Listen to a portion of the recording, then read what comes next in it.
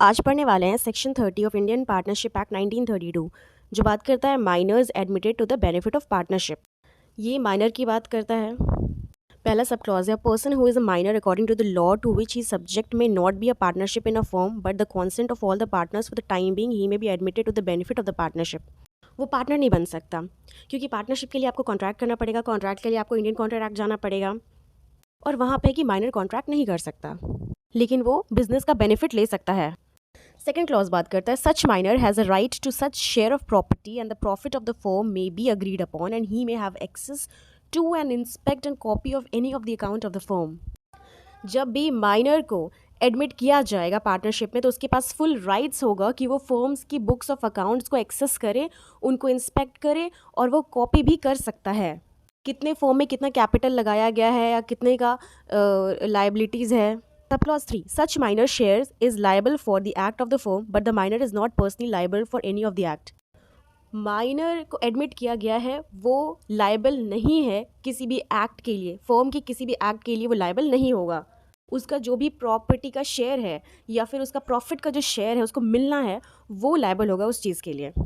फिर sub clause 4, सच property में not sue the partner for an account of payment of his share of the property or profit of the firm save when serving his connection with the firm, and in such case the amount of his share shall be determined by a valuation made as far as possible in the accordance with the rules contained in section 48. कोई भी minor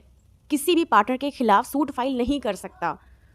ये share of profit receive करने के लिए, या कोई भी ऐसी अगर लड़ाई हो गई है तो वो स्यू नहीं कर सकता। वो सूट फाइल तब कर सकता है जब वो फर्म से अपना कनेक्शन है वो ख़त्म कर दे, फर्म से वो अपना नाम हटा लेगा, हर चीज़ ख़त्म कर देगा, तभी उसके पास वो अपॉर्चुनिटी आएगा, उसको वो मौका मिलेगा कि वो स्यू कर सके किसी भी पार्टनरशिप को, किसी भी पार्टनर्स को। प्रोवाइजो है, provided that all the partners acting together और any partner entitled to dissolve the firm upon notice to the other partner may elect in such suit to dissolve the firm and there upon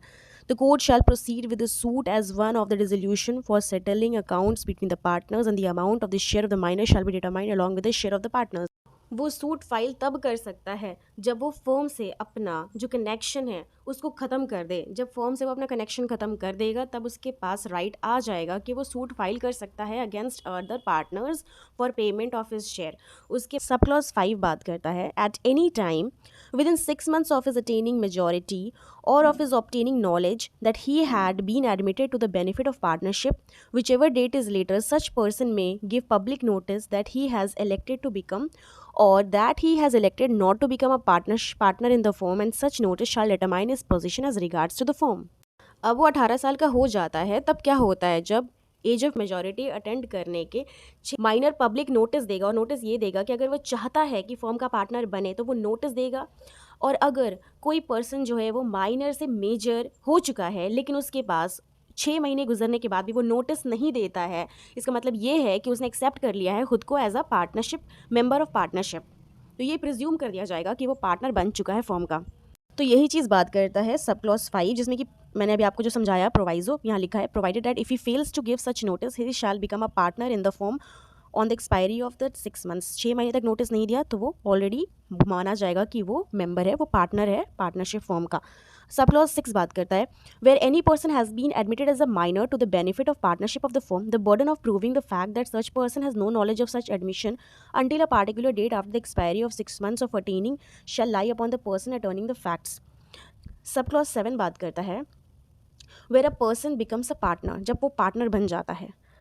वो partnership में आ चुका है तो उसके क्या liabilities होंगे। जब कोई पर्सन पार्टनर बन चुका है तो उसकी राइट्स लाइबिलिटीज़ माइनर के तौर पे थी वो उस डेट तक कंटिन्यू रहेगी जब तक कि वो पार्टनर बन नहीं जाता। जैसे कि कोई माइनर था, उसने पब्लिक नोटिस दिया कि हाँ मैं इस फर्म का पार्टनर बनना चाहता हूँ, नोटिस दिया, उस दिन तक उसकी राइट्स एंड लाइबिलिटीज़ वैसे ही रहेंगी जैसे कि माइनर के तौर पर उसकी लाइबिलिटीज़ थी। लेकिन जब वो नोटिस दे देगा, बात बन जाएगा, तब फिर वो जाकर पार्टनर बनेगा। तो ये बात करता है हमारा 7 का sub clause A, His rights and liabilities as a minor continue up to the date on which he has become a partner, but he has also become personally liable to the third party of all the acts forms. यहाँ पे third party की भी बात हो रही है कि वो लाइबल होगा, क्योंकि जब वो पार्टनरशिप फॉर्म में था तो लेकिन पार्टनर नहीं था, उस वक्त इसका कोई लाइबिलिटी नहीं था कि ये थर्ड पार्टी को स्यू कर सके, लेकिन अब इसका है कि ये स्यू कर सकता है क्योंकि ऑलरेडी मेंबर बन चुका है, पार्टनर बन चुका है। सब क्लॉज बी बात करता है his share in the property and profit of the firm shall be the share to which he was entitled as a minor, जो कि मैंने अभी आपको समझाया। अब आते हैं सब क्लॉज 8 में। Where such person elects not to become a partner, अगर वो पर्सन पब्लिक नोटिस देता है और कहता है कि मैं इस फर्म का पार्टनर नहीं बनना चाहता, तो क्या होगा? His rights and liabilities shall continue to be those of a minor under this section up to the date on which he gives public notice. उसकी जो भी राइट्स एंड लाइबिलिटीज़ माइनर के तौर पर थी वो उस डेट तक रहेंगी जब तक उसने पब्लिक नोटिस दे दिया। Sub clause B, his share shall not be liable for any acts of the firm done after the date of the notice. अब नोटिस देने के बाद फिर उसकी कोई लाइबिलिटी नहीं रहेगी। सी नंबर बात करता है he shall be entitle to sue the partners of his share of the property, and यहाँ पे अब वो स्यू भी कर सकता है किसी को भी, पार्टनर्स को। सब क्लॉज 9 बात करता है nothing in sub clause 7 and 8 shall affect the provision of the section. Sub clause 7 और 8 का कोई भी अफेक्ट नहीं पड़ेगा सेक्शन 28 पे। Thank you guys for watching my video.